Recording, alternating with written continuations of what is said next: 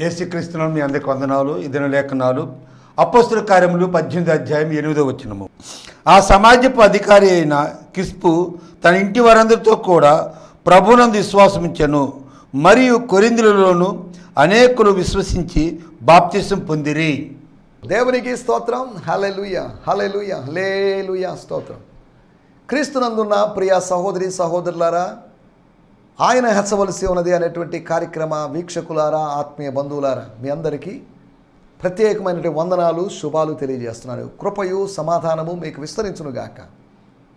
ఈ దినము దేవుడు మీ జీవితంలో అనుగ్రహించాడు. అందరూ బట్టి నేను దేవుడి నామాన్ని స్తుతిస్తున్నాను. మీరందరూ సజీవులుగా ఉండాలి, నేను సజీవులుగా ఉండాలి. సజీవులుగా ఉండి సజీవులున్న దేశంలో సర్వశక్తుడైనటువంటి దేవుని దయను పొందుకుంటాము అనేటువంటి ఆ అనుభవంతో, విశ్వాసంతో మనం ముందుకు సాగాలి. మనం సజీవులుగా ఉన్నాం కాబట్టి సంతోషిస్తున్నాం. నిర్జీవులమైతే సంతోషము దొరికితే దుఃఖానికి అవకాశం లేదు. మనం సజీవులుగా ఉండకపోతే మన కుటుంబ సభ్యులు, మన బంధుమిత్రులు, మన స్నేహితులు వాళ్ళు దుఃఖంలో ఉండే అవకాశం ఉంది. అతని దేవుడు అతని రోగం నుంచి విడిపించాడు అని అపోస్తలుడైన పౌలు ఎపఫ్రోదితుని గురించి చెప్పాడు. ఒకవేళ అతను చనిపోయింటే నాకు దుఃఖం కలిగి ఉండేది. అతన్ని దేవుడు కనికరించాడు. అతన్ని కాదు, నన్ను కూడా కనికరించాడు. నాకు దుఃఖము కలుక్కున్నట్లుగా అతన్ని రోగం బాగు చేసి కనికరించాడు అని అపోస్తలుడైన పౌలు ఫిలిప్పీ పత్రిక 2వ అధ్యాయంలో చెప్పాడు. మనమేమో ఇతరులు ఎవరు చనిపోవాలని మనం కోరుకోవడం లేదు. దుర్మార్గులు కూడా చనిపోవాలని మనం కోరుకోవడం లేదు, కోరుకోకూడదు. వాళ్ళు బాగుండాలి, ప్రతి వాళ్ళు బాగుండాలి. సర్వే జనో సుఖినో భవంతు అనగా ప్రతి వాళ్ళు బాగుండాలి, మంచిగా ఉండాలని కోరుకోవాలి. నేను మాత్రమే బాగుండాలి, నా కుటుంబము బాగుండాలి, మిగతా వాళ్ళు ఏమైపోయినా పర్లేదు, నాశనం అయిపోయినా పర్లేదు అనే ధోరణి మనలో ఉండకూడదు. ఇతరుల కోసం మనం ప్రార్థించినప్పుడే ఎంతో తీవ్రంగా యోబు యొక్క స్నేహితులు అతన్ని హర్ట్ చేశారు. అతని విశ్వాసాన్ని విధ్వంసం చేసినట్లుగా, నువ్వెందుకు ఇలా తయారావు, నీ బిడ్డలు లేకపోతే నీకెంత నష్టం జరగడానికి కారణం నీ భక్తి లోపమనో, నీ విశ్వాస లోపమనో, ఇలా రకరకాలుగా మాట్లాడినప్పటికీ కూడా ఈ విషయంలో నేను యోబు నా దాసుడైనట్టు నా సేవకుడైన యోబు మనవి మాత్రం అంగీకరిస్తానని చెప్పినప్పటికీ ఓకే అని, లేదు ప్రభువా నా మనసు ఇరిగిపోయింది, నేను వాళ్ళ కోసం ప్రార్థన చేయలేను అని అనలేదు. క్షమించడానికి సిద్ధుడై నా సహోదరులు క్షమించబడాలి, నేను క్షమించబడినట్టు అని భావించి వారి కోసం ప్రార్థన చేశాడు. వారికి క్షమాపణ దొరికింది, అనగా భౌతికమైన ఆశీర్వాదము కాదు, ఆత్మ సంబంధమైన ఆశీర్వాదం దొరికింది. కానీ యోబుకు ఆత్మీయ భౌతిక ఆశీర్వాదం దొరికింది. 2 విధాలైన ఆశీర్వాదం అతనికి దొరికింది. 2 2-fold బ్లెస్సింగ్స్ ఆయనకి దొరికాయి. మనము ఇతరుల కోసం విజ్ఞాపన చేసినప్పుడు, ఇతరులను క్షమించి వాళ్ళ మీద కక్షా ధోరణి లేకుండా ఉండి మనం ప్రార్థన చేసినప్పుడు, ప్రతీకార ధోరణి లేకుండా ప్రార్థించినప్పుడు, వారు ప్రయోజకులుగా మారాలని ప్రార్థించినప్పుడు, వాళ్ళలో పరివర్తన కలగాలని మనం ప్రార్థన చేసినప్పుడు దేవుడు ఆ ప్రార్థన ఆలకిస్తాడు. వాడిని నాశనం చేయి, వీడిని నాశనం చేయి అనేటువంటి ప్రార్థన, నాకెంతో ద్రోహం చేశాడు అతన్ని నాశనం చేసి అని నువ్వు ప్రార్థన చేసిన ఆ ప్రార్థన దేవుడు అంగీకరించడు. కానీ వారి క్షేమం కోసం నువ్వు ప్రార్థన చేసినప్పుడు, యేసు ప్రభు శిలువలో అదే ప్రార్థన చేశాడు. తండ్రి, వీరేమి చేస్తున్నారో వీరు ఎరుగరు కనుక వీరిని శిక్షించమని కాదు, క్షమించు. Forgive them, they don't know what they are doing. అమాయకులైన వాళ్ళు, అజ్ఞానులైన వాళ్ళు ఏం తెలియకుండా చేస్తున్నారు. నన్ను కొట్టారు, తిట్టారు, గడ్డం పీకారు, ఉమ్ము వేశారు, గుద్దారు, ఇవన్నీ వాస్తవాలే. ఇవి జరగలేదని చెప్పలేను. నన్ను సెలవు వేశారు, పక్కలో పొడిచారు, 39 కొరడా దెబ్బలు కొట్టారు, ఇవన్నీ ముళ్ళ కిరీటం పెట్టారు, వాస్తవాలే. నన్ను అర్ధనగ్నంగా మార్చారు, ఇవన్నీ వాస్తవమే. So what? అయితే ఏంటి? Forgive them. నువ్వు క్షమించకపోతే వాళ్ళు సర్వనాశనం అవుతారు. దైవ క్షమాపణ లేకపోతే మానవుడు నశించిపోతాడు. మానవునికి క్షమాపణ కావాలి, గాడ్స్ ఫర్గివ్నెస్. మనిషి యొక్క క్షమాపణ కాదు వాళ్ళకి కావాల్సింది, యాచకుని యొక్క క్షమాపణ కాదు మనుషులకు కావాల్సింది, దేవుని యొక్క క్షమాపణ కావాలి. Let God forgive us. దేవుడు మనల్ని క్షమించునుగాక. దేవుని స్తోత్రం, హల్లెలూయా. శిక్షించడానికి శక్తి కలిగిన వాడు. మానవునికి శిక్షించే శక్తి లేదు. కొన్నిసార్లు శిక్షిస్తాడు, కానీ శిక్షించే శక్తి లేదు. శిక్షించడానికి శక్తి కలిగిన వాని క్షమాపణ మనం పొందుకొని ముందుకు సాగాలి. 2 యోబు దీవించబడ్డాడు. అలా మనము ప్రార్థన చేసినప్పుడు, యోబు మాత్రమే కాదు, యోబులాగా ప్రార్థన చేసిన వారు ఎవరైనా కానీ ఆశీర్వదించబడతారు అనే ప్రిన్సిపల్ అక్కడి నుంచి అర్థం చేసుకోవాలి. అనే సూత్రాన్ని, సత్యాన్ని మనం అర్థం చేసుకోవాలి. ఆయన మనల్ని ఆశీర్వదించగలడు. He would surely bless us. మామూలు బ్లెస్సింగ్ కాదు, 2-fold బ్లెస్సింగ్. ఇస్సాకుకు వచ్చింది మామూలు ఆశీర్వాదం కాదు, 100 ఆశీర్వాదం. కొంతమందికి 30 ఆశీర్వాదం దొరకవచ్చు, కొంతమందికి 60 ఆశీర్వాదం లేదా కోత దొరకవచ్చు, కొంతమందికి 100%, 100%, 100% ఏమాత్రం ఫెయిల్యూర్ లేకుండా తను ఆశించిన దానికన్నా అనేక రెట్లు ఎక్కువగా, అనేక బస్తాల ధాన్యం కావచ్చు. చూడండి, దేవుడు ఒక మనిషిని ఎంత ఆశీర్వదించాడు. 100 రెట్లు. యోబును 2 రెట్లు, 2 కానీ ఇస్సాకును 100 రెట్లు. ద్వితీయోపదేశ కాండంలో ఒక చోట చెప్పబడింది, వారిని 1000 రెట్లుగా వారి జనసంఖ్యను చేస్తానని. 1000 రెట్లుగా, 1000-fold. ఒకరికి మనం ఏదైనా ఇచ్చినప్పుడు వారు 2 ఇచ్చే అవకాశం లేదు. ఒకరికి నేను 10,000 ఇచ్చినప్పుడు వాళ్ళు నాకు 20,000 తెచ్చివ్వరు. 10,000 ఇచ్చినప్పుడు 10,000 లేదా ఇంకొక 1,000 లేకపోతే ఒక 500 ఎక్స్ట్రా ఇస్తారు తప్ప, మీరు 10,000 ఇచ్చారు 20,000 తీసుకోండి అని ఎవరు చెప్పరు. కానీ దేవుడు 2 గాను, 3 గాను, 10 గాను, 100 రెట్లుగాను దేవుడు ఇవ్వడానికి సమర్థుడు. దేవుని స్తోత్రం, హల్లెలూయా. రండి, ఈ సమయంలో మనం దేవుని మాటలు ఆలోచించుకుందాం. దేవుని వాక్యం వినడానికి రోజు మనకు అవకాశం దొరుకుతుంది. చాలామంది బైబిల్ చదువుతున్నారు, కానీ బైబిల్ అర్థం కావడం లేదు. అర్థం కానంత మాత్రాన బైబిల్ని అలక్ష్యం చేసి చదవకుండా అటక మీద పెట్టేయొద్దు.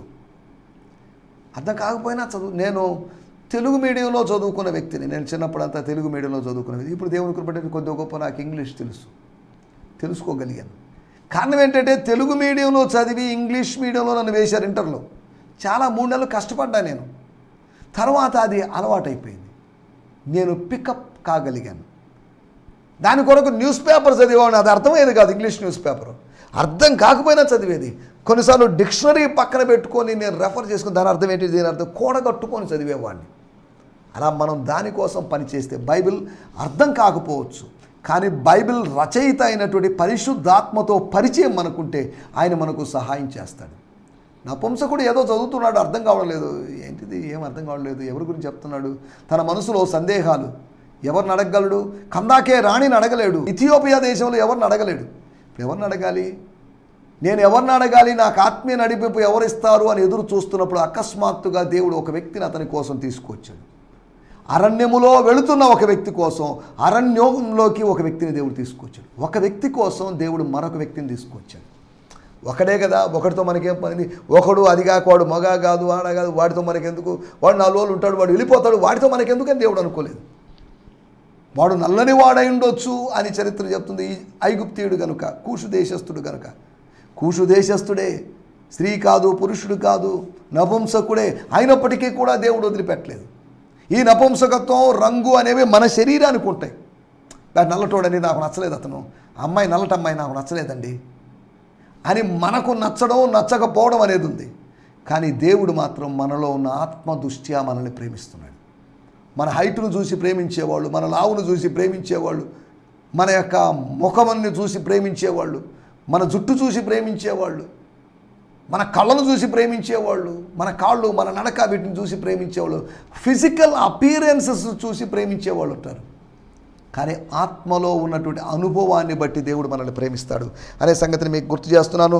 నిన్నటి ఎపిసోడ్లో మనము సమాధి అనుభవం, టోమ్ ఎక్స్పీరియన్స్, డెడ్ ఎక్స్పీరియన్స్, దాని గురించి మనం మాట్లాడుకున్నాం. సమాజ మందిరాలన్నీ సమాధులైపోయాయని, సమాజములోని యూదులు సమాధుల్లాగా నడుస్తున్నటువంటి శవాల్లాగా మారని, జీవోత్సవాల్లాగా ఉన్నారని, జీవిస్తున్నారు అన్న పేరుంది కానీ వాళ్ళు మృతులుగా ఉన్నారని. ఈ రోజుల్లో కూడా ఆత్మీయ ప్రపంచంలో, క్రైస్తవ ప్రపంచంలో, అంటే ప్రపంచమే క్రైస్తవ ప్రపంచం అయిందని కాదు నా మాట ఉద్దేశం, క్రైస్తవ లోకంలో, ద క్రిస్టియానిటీలో ప్రజెంట్ ప్రాక్టీసింగ్ ఎగ్జిస్టింగ్ క్రిస్టియన్స్ మధ్యలో అని దాని అర్థం. క్రైస్తవ ప్రపంచం అనగా వీళ్ళ ఉద్దేశం మొత్తం అందరినీ కన్వర్ట్ చేసి క్రైస్తవులుగా మార్చాలని వ్యాఖ్యానిస్తే నేనేం చేయలేను. క్రైస్తవ ప్రపంచం అంటున్నప్పుడు ఒకవేళ క్రైస్తవేతర ప్రపంచం కూడా ఉంది. ప్రపంచమంతా ప్రపంచాన్ని క్రైస్తవ ప్రపంచం, క్రైస్తవేతర ప్రపంచం అని విభజించాలనేది దేవుని ఉద్దేశం కాదు. కానీ మనం ఇలా విభజించుకున్నాం మన సౌలభ్యం కోసం. లేకపోతే హేతువాద ప్రపంచమనో లేదా నాస్తిక ప్రపంచమనో ఇలాగ మనం పెట్టుకున్నాం ఎంతవరకే. ప్రపంచాన్ని మొత్తాన్ని దేవుడు ఒకటిగా చేశాడు. క్రమంగా మనుషుల్లో తేడాలు వచ్చాయి, మనుషుల్లో గ్రూపులు వచ్చాయి, మనుషుల మధ్యలో విభజనలు వచ్చాయి. దేవుడు నరులను యథార్థవంతులుగా చేశాడు, ప్యూర్గా చేశాడు. తాను ఎంత యథార్థవంతుడో, తానెంత పరిశుద్ధుడో దేవుడు అలాగే మనిషిని చేశాడు. కానీ మనిషి ఏమైపోయాడు? వివిధ తంత్రములను కల్పించుకుంటున్నాడు. వేరువేరు తంత్రాల్ని, కుతంత్రాల్ని కల్పించుకున్నాడు, కుయుక్తుల్ని కల్పించుకున్నాడు. వేరువేరు వాటిని, చేరకూడని వాటిని తాను కల్పించుకున్నాడు, తాను కలిగించుకున్నాడు, వాటిని తెచ్చుకున్నాడు. అనగా తన హృదయాన్ని తానే కలుషితం చేశాడు. దేవుడు పరిశుద్ధంగా ఉంచిన దాన్ని కలుషితం చేశాడు. దేవుడు ప్రశాంతంగా ఉంచినటువంటి జలాన్ని కలకలం చేసినట్టుగా, లేదా కలవరపరిచినట్టుగా, స్టిర్ చేసినట్టుగా. గమనించాల్సిన విషయం, మనం ఆలోచిస్తున్న విషయం, సమాజము ఒక పెద్ద సమాధిగా ఉంది. ఈ సర్వ ప్రపంచం ఒక సమాధిగా ఉంది. ఈ సమాధిలో ఉన్నటువంటి వాళ్ళంగా మనం ఉన్నాం, కాటి కాపరుల్లాగా ఉన్నాం, శవాల్లాగా మనం ఉన్నాం. ఇది మన పరిస్థితి. మీరున్న సమాధుల్లో నుంచి ఇశ్రాయేలు ప్రజలు 70 సంవత్సరాలు బబులోను చెరలో ఉన్నారు కనుక యెహెజ్కేలు గ్రంథం 37వ అధ్యాయం దర్శనంలో సమాధుల్లో ఉన్నటువంటి ప్రజలు అని ప్రభు అన్నాడు. అంటే ఎండిన ఎముకలు. ఎండిన ఎముకలు సమాధుల్లోనే కాదు, సమాధుల బయట కూడా ఉన్నాయి.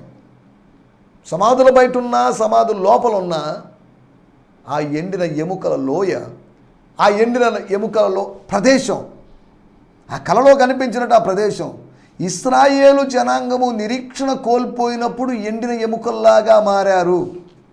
దేవుని యందు నిరీక్షణ కోల్పోకుండా మనం ఉండాలి. నిరీక్షణ కోల్పోతే నిరాశ మనలో వస్తుంది. నిరాశ వస్తే మనం ఎండిన ఎముకలాగా మారుతాం. మన నిరీక్షణ మనకు ఎముకల్లో మూలుగ లాంటిది. ఈ మూలుగును కోల్పోయేటు బోలుగా ఉన్నట్టు, హాలోగా ఉన్నట్టు ఎంటీ ఎముకల్లాగా ఉంటాయి, ఎండిపోయేటువంటి ఎముకల్లాగా ఉంటుంది. ఒకవేళ ఆ ఎముకల్లో మూలుగ లేదనుకోండి, రక్తము తయారయ్యే అవకాశం లేదు, శరీరానికి సప్లై అయ్యే అవకాశం లేదు. ఎండిన ఎముకల లోయ కాసేపటికి ప్రవచనం ద్వారా అది సైనికుల లోయలాగా, పెద్ద సైన్యపు లోయగా మారింది అనే సంగతి మనం అర్థం చేసుకోగలుగుతున్నాం. మీరున్న సమాధులను తెరిపించి వాటిలో నుంచి మిమ్మల్ని రప్పిస్తున్నాను. అనగా ఇశ్రాయేలు ప్రజలు, మీరు అడగొచ్చు, ఇశ్రాయేలు ప్రజలు 70 సంవత్సరాలు బబులోను చెరలో ఉన్నారని మీరు అన్నారండి, కానీ దేవుడు ఏంటి ఇలా మాట్లాడుతున్నాడు మీరున్న సమాధుల్లో నుంచి అని? వాళ్ళు బబులోనులో ఉన్నారు అక్షరార్థంగా, వాస్తవమే, అబద్ధం కాదు. దేవుడు అబద్ధం చెప్పడం లేదు, దేవుడు ప్రవక్త ద్వారా అబద్ధం చెప్పించడం లేదు. దేవుడు చెప్పినట్టు మాట ఏంటంటే, మీరున్న సమాధిలో బబులోను నదుల దగ్గర కూర్చున్నప్పుడు మీరు ఏడుస్తూ ఉన్నారు, సంతోషానికి సమాధి కట్టుకున్నారు, సహవాసానికి, సంగీతానికి సమాధి కట్టుకున్న సమాధి అనుభవంలో ఉన్నారు. 430 సంవత్సరాలు ఐగుప్తులో ఉన్న సమాధి అనుభవమే, 7 సంవత్సరాలు అష్షూరు చెరలో ఉన్న సమాధి అనుభవమే, పాపపు చెరలో ఉన్న సమాధి అనుభవమే. ఈ 3 చెరల కన్నా ఈ పాపపు చెర కొన్ని వేల సంవత్సరాలుగా మానవుని ఏలుతుంది. ఈ చెరలో మానవుడు బంధించబడ్డాడు, ఏవో ఒక వ్యసనంలో బంధించబడ్డాడు, సులువుగా చిక్కించుకునేటువంటి పాపాల్లో ఇరుక్కుపోయాడు.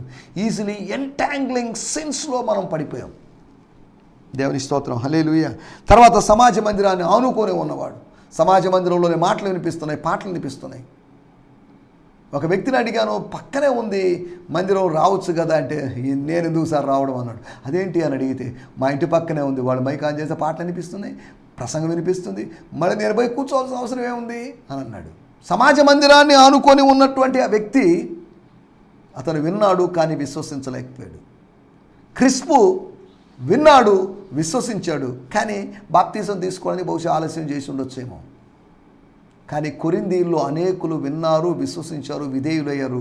అనగా బాప్తీసం ద్వారా తమ విధేయతను చూపించారు.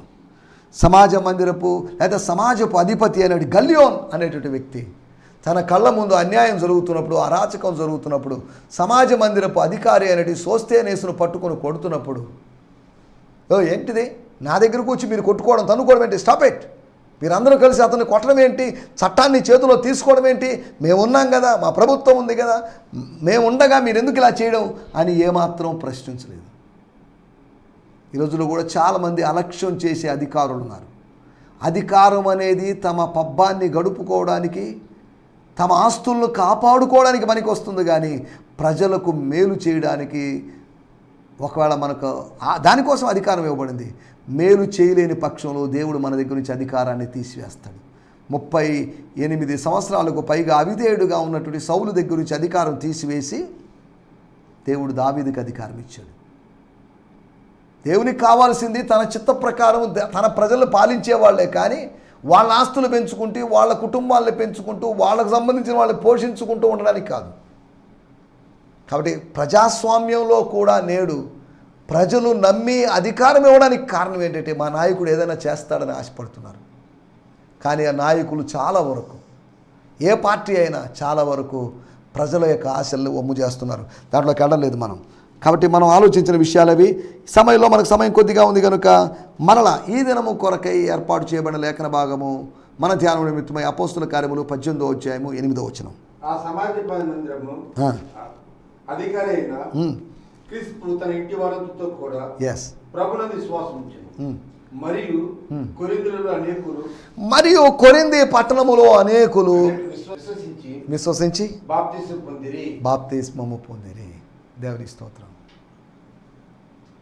పౌలు రాకతో కొరింథీ పట్టణంలో జరిగిన కార్యం గమనించాలి. రెండో మిషనరీ ప్రయాణంలో జరిగిన కార్యం ఏంటంటే ఎవరి ద్వారా ఎవరి దగ్గరికి వెళ్ళాలి, ఎక్కడ స్టే చేయాలి, ఏమి తిందుమా, ఏమి తాగుదమా, ఎక్కడ నివసించుదమా అన్నట్టుగా ఏం చేయాలి, ఎక్కడ స్టే చేయాలి అన్నప్పుడు ఒక కుటుంబాన్ని, ఇటలీ నుంచి వచ్చినటువంటి ఒక కుటుంబాన్ని దేవుడు వారికి చూపించాడు.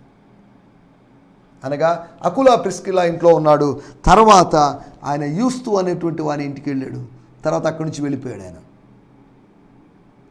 ఎందుకు చెప్తున్నానంటే మనం అర్థం చేసుకోవాల్సిన విషయం, ఇక్కడ వారు విన్నారు, విశ్వసించారు, విధేయులయ్యారు. విశ్వాసము చేసే పనులేంటి అనగా విశ్వాస ఫలం ఏంటి? What is the result of the faith? దేనికైనా ఒక ప్రతిఫలము, ప్రయోజనం ఉంటుంది. విత్తాం, కోసుకుంటాం. చెట్టు నాటాం, పండ్లు కోసుకుంటాం. మందను కాసాం, మంద పాలు తాగుతాం. దీంట్లో తప్పేం లేదు. కానీ అన్యాయంగా, అక్రమంగా సంపాదిస్తున్నామే, విత్తని చోట కోస్తున్నామే, అదే తప్పు అంటాను. వాక్య ప్రకారం కూడా అదే రాయబడింది.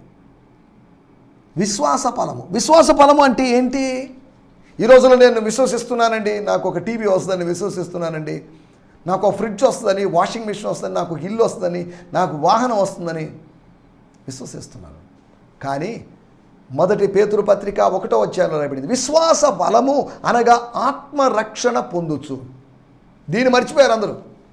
నేను రక్షింపబడతానని అనుకుంటున్నానండి, నేను మారుమనసు పొందుతానని అనుకుంటున్నానండి, నాకు కొత్త జన్మ అనుభవం వస్తుంది అనుకుంటున్నానండి అని ఎవరు అనడం లేదు.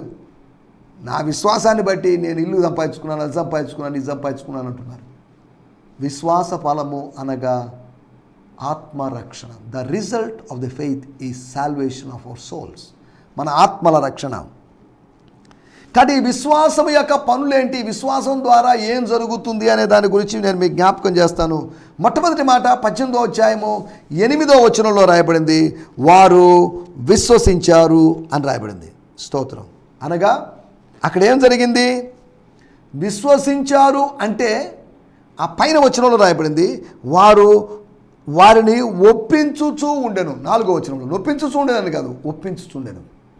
తర్కిస్తూ యేసే క్రీస్తయి ఉన్నాడని దృఢంగా సాక్ష్యం చెప్తూ ఒప్పించాడు. ఒప్పించబడలేదు, ఒప్పకపోయిన వారిని ఒప్పించాల్సి వస్తుంది. ఓకే అండి, మీరు చెప్పింది కరెక్టే పౌల్ గారు, అయ్యా సైలస్ గారు, తిమోతి గారు, మీరు చెప్పింది కరెక్టే, వి అగ్రీ విత్ దట్. సరే, మేము వస్తాం మేము వెనకాల. పెంతెకోస్తు రోజు ప్రసంగం చేసినప్పుడు ఆయన ఎవరిని ఒప్పించాలని ప్రయత్నం చేయలేదు, కానీ ఆయన ఒప్పించాడు. వారు హృదయమందు పొడవబడిన వారై, గుచ్చబడిన వారై, నరకబడిన వారై అని రాయబడింది. కానీ ఇక్కడ వాళ్ళని ఆయన ఒప్పించాల్సిన పరిస్థితి ఉంది. యెరూషలేములో పెంతెకోస్తు పండగ రోజు సులభంగా 3000 మంది వచ్చేసారు. కానీ ఇక్కడ కొరింథీ పట్టణంలో అనేకులు విశ్వసించారు. విశ్వాస ఫలమును గురించి మనం ఆలోచిస్తున్నాం. ఒకటి, సమ్మతించేటువంటి ఒక అనుభవం, అనగా ఏకీభవించేటువంటి అనుభవం, ఒప్పుకునేటువంటి అనుభవం. బాప్తీసం కోసం సమ్మతించాలి. కొంతమంది బాప్తీసం కోసం ఎందుకండి, మాకెందుకండి, అది ఇదే అని అంటారు. మా నాన్నగారు కొన్ని సంవత్సరాలు ఆయన బాప్తీసాన్ని వ్యతిరేకించాడు. చిన్నప్పుడే తీసుకున్నా నేను, అసలు నువ్వు కూడా చిన్నప్పుడే తీసుకున్నావురా బాప్తీసం, నీకెందుకు బాప్తీసం అని అనేవాడు. నాకు అర్థమయ్యేది, చిన్నప్పుడే నాకు అసలు గుర్తులేదు నేను చిన్నప్పుడు బాప్తీసం తీసుకుంది. 8వ రోజో లేకపోతే ఓ నెలప్పుడో, 2 నెలలప్పుడో, 6 నెలలప్పుడు నేను బాప్తీసం తీసుకున్నాను. నేను నా మీద నీళ్లు చల్లారు వాళ్ళు, అసిరియన్ ఆర్థోడాక్స్ అనేటువంటి చర్చ్లో వాళ్ళు. నాకు తెలియదు, అది నాకు సంబంధం లేకుండా జరిగిన విషయం. కానీ బాప్తిజం ఎవరికి ఇవ్వాలి అని దేవుని వాక్యంలో రాయబడిందంటే విని విశ్వసించిన వారికి బాప్తిజం ఇవ్వాలి. వినకుండా ఉన్న వారికి, విశ్వాసం లేనోడికి ముంచి లేపేటువంటి కార్యక్రమం కాదు బాప్తిజం. అలాగని చిన్నపిల్లలు ఉన్నారు, వాళ్ళకి మనం ఎందుకు బాప్తిజం ఇవ్వడం లేదంటే వాళ్ళు వినొచ్చు, కానీ విన్నదాన్ని వాళ్ళు వివేచించలేరు, అర్థం చేసుకోలేరు. వాళ్ళు విశ్వసించే అవకాశం కూడా లేదు. విశ్వసించవచ్చు కానీ వాళ్ళకి తెలియదు. ఇంకా వయసు పెరిగే కొద్దీ వాళ్ళకి అర్థమవుతుంది. పాపాన్ని గురించిన అవగాహన వాళ్ళకు ఉండదు. కాబట్టి మనం చిన్నపిల్లలకి ఇన్ఫెంట్ బాప్తిజం ఇవ్వడం లేదు, కానీ ఇన్స్టెంట్ బాప్తిజం ఇస్తున్నాం. త్వరితగతిన బాప్తిజం ఇస్తామేమో కానీ శిశువులకు మనం బాప్తిజం ఇవ్వడం లేదు. ఈ మాట చెప్పినప్పుడు ఇదేదో సిద్ధాంత విషయం చెప్తున్నాడని మీరు అనుకోవద్దు. ఒకటి సమ్మతించేటువంటి అనుభవం. రెండో విషయాన్ని నేను మీకు జ్ఞాపకం చేస్తాను. అపోస్తల కార్యములు 18వ అధ్యాయము 3వ వచనం. వారు వృత్తికి పౌలు అదే వృత్తి గలవాడు కనుక వారితో కొంతకాలము కాపురం ఉండి వారు కలిసి పని చేయుచుంటుంది. దీని గురించి నేను చెప్పాను. పౌలు తన పరిచర్య మానుకొని తాను ఫుల్ టైం సేవకుడిగా ఉన్న వ్యక్తి పార్ట్ టైం సేవకుడిగా మారలేదు. పార్ట్ టైం సేవకులందరూ ఈ వాక్యాన్ని ఎత్తుకొని సమర్థించుకుంటూ ఉంటారు. దీన్ని మనం ఎలా అర్థం చేసుకోవాలనే దాని గురించి కూడా గత ఎపిసోడ్లో నేను మాట్లాడిన మరలా దాని గురించి ప్రస్తావించదలుచుకోలేదు. రెండో విషయము, వారు సహవాసపు అనుభవం. విశ్వాసం మనల్ని సమ్మతించేటువంటి అనుభవంలోకి నడిపిస్తుంది. ఎందుకంటే అపోస్తల కార్యములు 4వ అధ్యాయంలో రాయబడింది, విశ్వసించిన వారందరూ ఏకాత్మ ఏక హృదయము గలవారైరి. విశ్వసించిన వారందరూ దురాత్మ కలిగిన వాళ్ళై ఉన్నారని కాదు, విశ్వసించిన వారందరూ one mind and one spirit కలిగిన వాళ్ళుగా, ఒక్క మనిషి అన్నట్టుగా ఉన్నారు. 3,000 మంది అయినా ఒక్క మనిషి అయినట్టుగా, మరో 5,000 మంది కలిపితే 8,000 మంది అయినా ఒక్క మనిషి అయినట్టుగా, ఇశ్రాయేలులందరూ ఒక్క మనిషి అయినట్టుగా ఉన్నారు. యూనిటీ అది. కాబట్టి మీరు నేను ఒక్కటి అన్నట్టుగా, మీ పాస్టర్ గారు మీరు ఒక్కటి అన్నట్టుగా, మనందరం ఒక్కటి అన్నట్టుగా, ఒక ప్రాంతంలోని ఒక గ్రామంలోని సంఘస్థులందరూ ఒక్కటి అన్నట్టుగా. సంఘాలు ఒక 10 ఉండొచ్చు, 15 ఉండొచ్చు, ఒక 5 ఉండొచ్చు, కానీ అందరూ వేరు వేరు కాదు. వీళ్ళలో ఎవరు గొప్ప అనే తర్జన భర్జనలోకి వెళ్ళాల్సిన అవసరం లేదు. మనందరం ఒక్కటే అనే ఫీలింగ్లో మనం ముందుకు సాగాలి. అవును, మనందరం ఒకటే, మనందరం వేరు వేరు కాదు. క్రీస్తులో మనందరం ఒకటే. మన తండ్రి ఒకడే, మన రక్షకుడు ఒకడే, మనం ఒకే రక్తం చేత కడగబడ్డాం, ఒకే ఆత్మ చేత నడిపించబడుతున్నాం, ఒకే వాక్యాన్ని వింటున్నాం. కాబట్టి మనందరం తేడాలు ఎలా ఉన్నాయి? అపోస్తలుడైన పౌలు ప్రభురాత్రి భోజన సమయంలో ఆయన చెప్పిన మాటలు, మనందరం ఒకే పాత్రలో ఇది తాగుచున్నాం, ఒకే రొట్టెను తినుచున్నాం. వేరువేరు రొట్టెలు వేరువేరు పాత్రలు కాదు, మనందరం ఒకటే. మనందరం ఒక్క శరీరమై ఉన్నాము. క్రీస్తు యొక్క 2వ శరీరంలో, 3వ శరీరంలో, 4వ శరీరంలో, 10వ శరీరంలో, 1000వ శరీరంలో కాదు. క్రీస్తుకి ఒక్క శరీరం ఉంది. మనిషికి ఏ విధంగా ఒక్క శరీరం ఉందో క్రీస్తుకు కూడా సార్వత్రికంగా, లేకపోతే ప్రపంచమంతా విస్తరించినటువంటి అదృశ్యమైనటువంటి ఆయన శరీరం అనే సంఘము ఒకటే. దేవుని స్తోత్రం, హల్లెలూయా. రెండో విషయము సహవాసం. వారు కలిసి పనిచేశారు. పాస్టర్ గారు, బ్రదర్ మాతో పాటు ఉండండి, మీరు మాకు మంచి విషయాలు చెప్పారు, యేసును పరిచయం చేశారు, లేఖనాల్లో గుప్తమైనటువంటి క్రీస్తుని, ధర్మశాస్త్రంలోనూ అక్కడ ఇక్కడ ప్రవచన పుస్తకాల్లో మరుగైనటువంటి క్రీస్తుని మీరు మాకు తెలియజేశారు. మీకు కృతజ్ఞతలు. ఈ యేసుని మేము వెంబడిస్తాం, అనుసరిస్తాం, మీరు మా ఇంట్లోనే ఉండండి. లూదియా ఏ విధంగా వారింటికి రమ్మని వచ్చి ఉండమని బలవంతం చేసిందో, బహుశా ప్రిసిల్లా సిస్టర్ అలా ఒత్తిడి చేసి ఉండొచ్చు.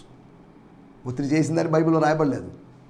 ఎందుకు చెప్తానంటే వాళ్ళు ఆత్మీయంగా లబ్ధి పొందారు కనుక వాళ్ళకు భౌతికంగా సేవకులకు సహాయం చేయాలనే దృక్పథం వాళ్ళలో ఏర్పడింది. తర్వాత మూడో విషయము, అపోస్తల కార్యములు 18వ అధ్యాయము 17వ వచనం. అప్పుడు అందరూ సమాజమందు అధికారి అయిన సోస్తియస్ను పట్టుకొని న్యాయపీఠం ఎదుట కొట్టసాగిరి. ఎక్కడ కొట్టారు? న్యాయపీఠము ఎదుట, అనగా గల్లియోను అనేటువంటి అధిపతి దగ్గరే. అధిపతి ఏం చేశాడంటే 16వ వచనంలో, వారిని న్యాయపీఠము ఎదుట నుండి తోలివేసెను. హరిమే రాయ్ పడే, ఏంటిది? ఏం పర్లేదా మీకు? అసలు నాకు మనసు లేదు, మీకు అందరికీ నమస్కారం, పోంటారా నాయన, వెళ్ళిపోండి. ఇంకా ఎవరక్కడ, ఎవరిని ఇక్కడ ఉంచదు, అందరూ మొత్తం ధర్మేసి అయినప్పటికీ వాళ్ళు న్యాయపీఠం దగ్గరే ఉండి సమాజ మందిరపు అధికారిని పట్టుకొని కొట్టారు. తర్వాత ఏమైందో, అతను ఉన్నాడో లేదా చచ్చిపోయాడో మనకి అన్నీ రాయబడలేదు. ఇంత జరుగుతున్నా కానీ పట్టించుకోనటువంటి ఒక వ్యక్తి గల్లియోను. రోమ్ నగరం తగలబడిపోతున్నప్పుడు ఫిడేలు వాయించుకుంటూ కూర్చొని నీరో చక్రవర్తిలాగా, ఈ రోజుల్లో కూడా రాజకీయ నాయకులు అలాగే ఉన్నారు.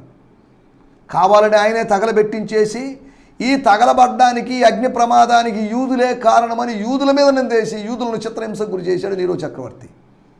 ఇది చరిత్రలోని విషయం, మనకు అందరికీ తెలిసిన విషయమే, దీంట్లోకి వెళ్ళలేదు. చూడండి, సోస్తెనేసు ఆ సమాజ మందిరపు అధికారి, ఆయన శ్రమ అనుభవించాడు. ఫిలిప్పీ పత్రిక 1:30 రాయబడింది, క్రీస్తు యేసు పక్షమును విశ్వసించడం మాత్రమే కాదు, ఆయన పక్షాన శ్రమ పడడం కూడా మనకు అనుగ్రహించబడింది. సుఖము మాత్రమే కాదు, మనకు శ్రమ కూడా అనుగ్రహించబడింది. ఈ రోజుల్లో సుఖం చాలండి, నేను యేసు ప్రభువును నమ్ముకున్నాను, హాయిగా ఉన్నానండి, ప్రశాంతంగా ఉన్నానండి, దేవుని స్తోత్రం అండి అంటున్నారు. శ్రమ పడటం కూడా మనకు అనుగ్రహించబడింది, అది మన హక్కు.